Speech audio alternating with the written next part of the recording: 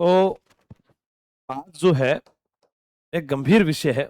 गंभीर विषय क्या है कि आगामी जो है अभी एग्जाम होगा राजस्थान पुलिस का।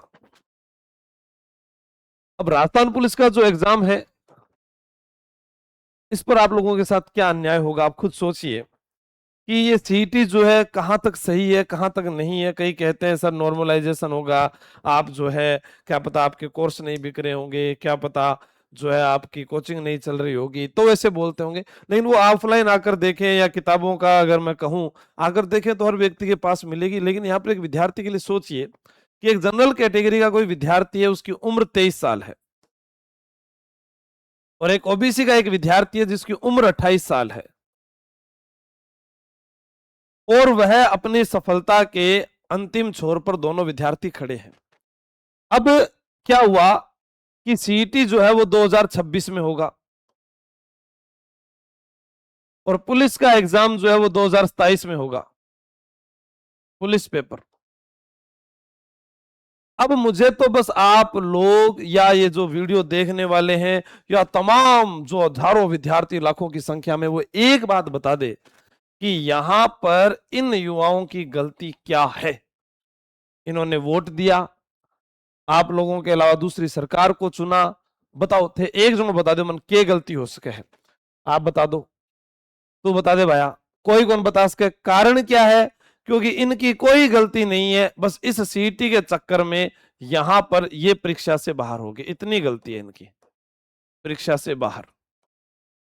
चलो कोई बात नहीं, बाहर हो गए, पहले क्यों नहीं तैयारी की, लोग कह देंगे पहले पढ़ लेते, आप सब लोगों को मना कर रखा था क्या। लेकिन आप यहां पर देखो खुद भी, ये तो ओवर हो गए, लेकिन अगर आसाम पुलिस की डायरेक्ट भर्ती आती तो इनको फायदा मिलता।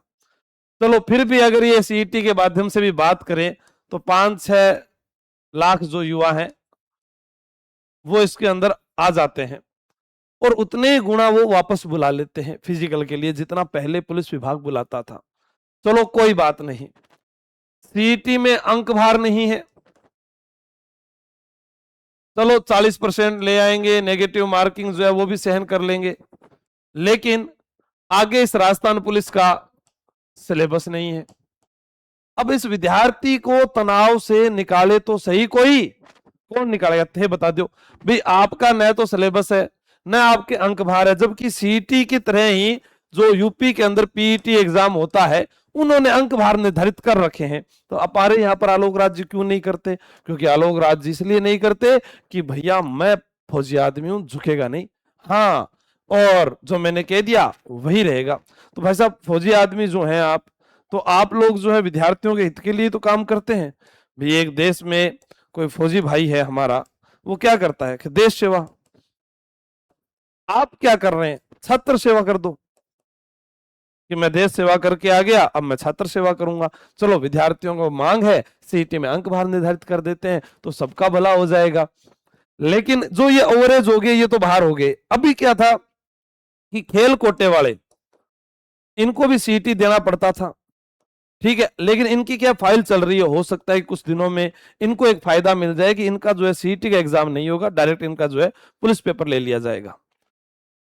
चलो इस सीईटी को छोड़ो आप, एक चीज आपके सामने ये भी है, अरे किधर गया ये, युवाओं के साथ अगर धोखा नहीं है तो क्या है।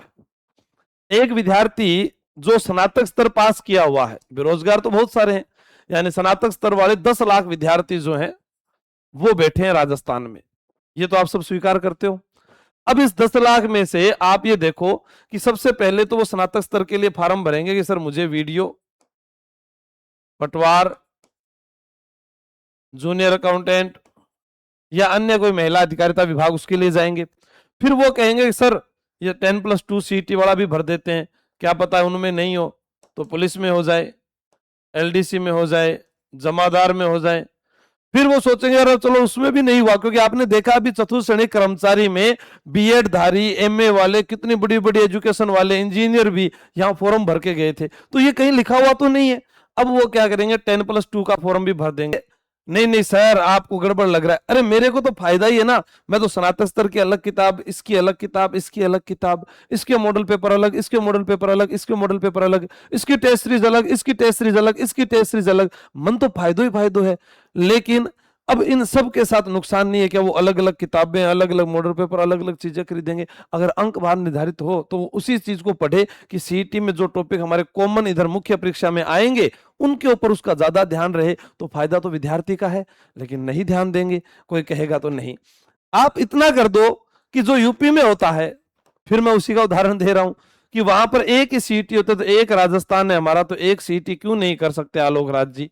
बताओ फौज साहब, भाई आप बोलो तो सही, अपनी चुप्पी तो तोड़ो आप कि हाँ एक राजस्थान में एक सीईटी कर दी जाए कि 10वीं बाद में एक विद्यार्थी जो है सीईटी का एग्जाम देगा और उसके बाद में जो है वो आगे एग्जाम दे सकता है। ठीक है, उसके अंदर आप सारा सिलेबस कर दो। लेकिन नहीं, अब राजस्थान पुलिस वाले आदमी को इनको वैज्ञानिक बनाना है, पता नहीं चतुर्थ श्रेणी कर्मचारी को भी इसके अंदर शामिल करके इतने विषय देंगे, पता नहीं वो किसकी खोज करेंगे कि नहीं करेंगे। लेकिन यहाँ वैसा ही किया जा रहा है। ठीक है, तो आप कम से कम जो विद्यार्थी हैं वो अगर चाहते हैं कि भाई 3 बार लुटने से बजाय एक सीटी हो, तो आप समर्थन करें। और इन बच्चों का क्या दोष है जो यहां पर हमारे पास में आए थे, किधर गए वो, ये जो जनरल कैटेगरी के 23 साल वाले विद्यार्थी हैं, ओबीसी के या अन्य जो कैटेगरी के हैं, जिनका इस साल राजस्थान पुलिस का पेपर नहीं होने के कारण वो इस परीक्षा से बाहर हो गए, ये आप सबको बताना है, कमेंट करके बताना है कि हाँ हमारे साथ ये धोखा हुआ और ये रियलिटी में एक सच्चाई है। बाकी मैं एक बार जो है साहब, अगर अलग अलग सीईटी लेंगे तो हमें तो विद्यार्थियों के लिए कुछ करना पड़ेगा। 13 लाख का अपना परिवार हुआ है। क्लासरूम से लाइव अभी तक मैंने इस साल 2026 के अंदर या 25 में कोई ऐसा बेस स्टार्ट नहीं किया था। ये 13 लाख का होने पर 1 अगस्त से ऑफलाइन और ऑनलाइन मैं मेरी फीस बता रहा हूं। जिसको पढ़ना है वो पढ़ सकता है, जिसको लगे कि कोर्स बेच रहा हूं तो कोर्स भी बिक रहा है, जिसको लगे अरे पैसे कमा रहा हूं तो मैं काम करके कमा रहा हूं, सबको कमाने का हक है। यहाँ हमारे देश में तो आस्था के नाम पर भी लूटा जा रहा है, सड़कें अच्छी बनाकर इथेनॉल के नाम पर लूटा जा रहा है। तो फिर भाई हम तो आपको कुछ देकर ही कुछ ले रहे हैं, और वो भी आपको लगे कि नहीं देना तो राजस्थान बहुत बड़ा है, कहीं पर भी दे सकते हो। पर मैं इतना कह रहा हूं कि आप सब साथी जो है पढ़कर गए, जो ऑफलाइन पढ़कर जाता है उसे सारी वो उंगलियों पर बातें याद होती है। जो पढ़ाता हूं तो ये वाला अब की बार वाला बैच जो है वो 2 साल के लिए चलाया ऑनलाइन वालों के लिए। ठीक है, जिसमें ये फीस रखी है, तैयारी कर लो ऐप के ऊपर।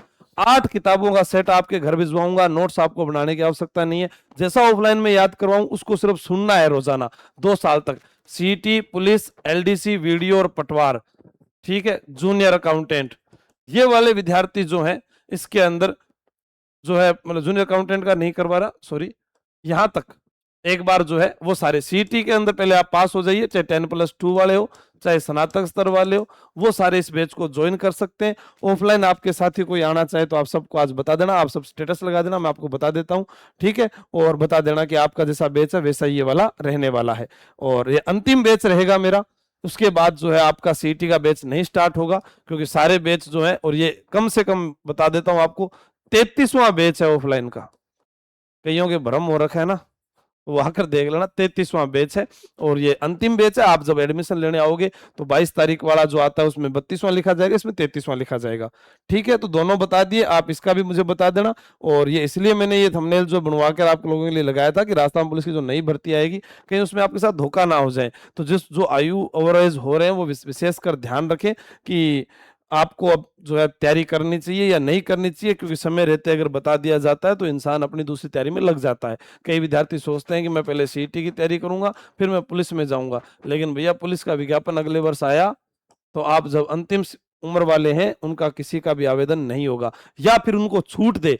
सीटी के अंदर अगर वो आवेदन करवा के पुलिस का एग्जाम करवा रहे हैं तो भैया 1 साल एक्स्ट्रा छूट दे, या आप सब लोग मांग करें, आप कमेंट करके बता दें आज आपके साथ होगा या आगे भी होगा।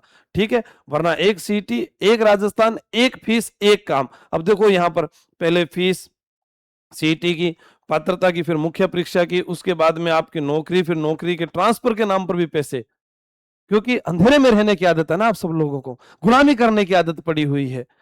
कभी राजा महाराजाओं की गुलामी की, फिर अंग्रेजों की गुलामी की, अब चंद नेताओं की गुलामी कर रहे हो, गुंडों की गुलामी कर रहे हो। ये आपको धर्म के नाम पर बहकाते हैं, काटते हैं। ऊपर वाला भी सोचता होगा कि मैंने कितनी खूबसूरत चीज बनाई इंसान, लेकिन उसे भी शर्म आती है कि यहाँ पर भेजा कीड़े मकोड़ों की तरह रेंग रहे हैं। और आपने देखा सोनम वांगचुक के वहां पर जो लोग गए उन पर भी लाठी चार्ज हुआ। वह सरकार जो बच्चों पर लाठी चार्ज कर रही है, किसानों पर लाठी चार्ज कर रही है, फिर भी हम चुप बैठे हैं। क्यों? क्योंकि हमें गुलामी करने की आदत पड़ी है, हमें सहने की आदत पड़ी है, धर्म के नाम पर लड़ने की आदत पड़ी है, लेकिन आस्था के नाम पर आपके वोट चोरी, आपके पैसे खाए गए।